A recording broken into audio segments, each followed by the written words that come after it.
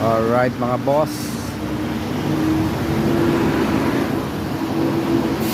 tanging mga lalaki lang muna ang mga dumadaan, pero mayroon ng paunti-unting mga motor na nakakatawid. Tulak na lang yung iba.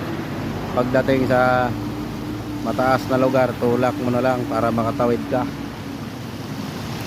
Stranded. Ayan po yung SM Bacoor. Ito along Aguinaldo Highway, at safety pa rin yung ating mga unit mga bossing, dahil mataas po yung lugar natin. Ayan.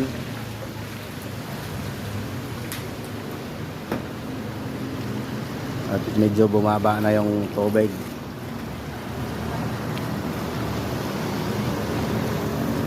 At ito,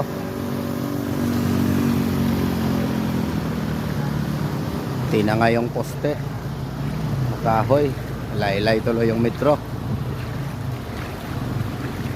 Oh, nawala yung poste.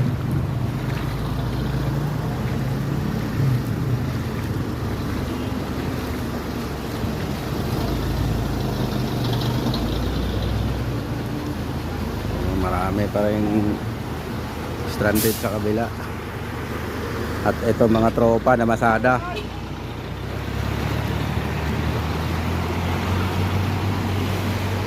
Ayan, yung arko sa unahan, boundary ng Imus at Bacoor.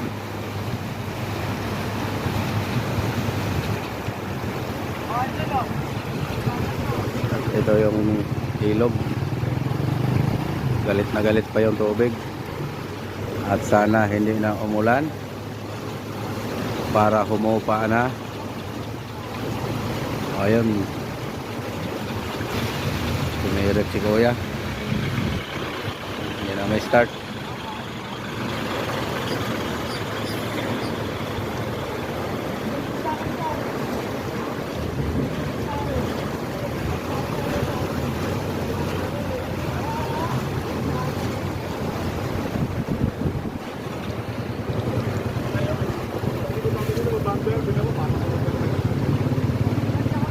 Pero delikado pa rin dahil madilim pa rin yung panahon, no? May ulan pa. Ang SM, ayan mga boss, SM is hindi pa matawiran ng mga mababang sasakyan. Tanging matataas lang ang pwedeng tumawid dyan, dahil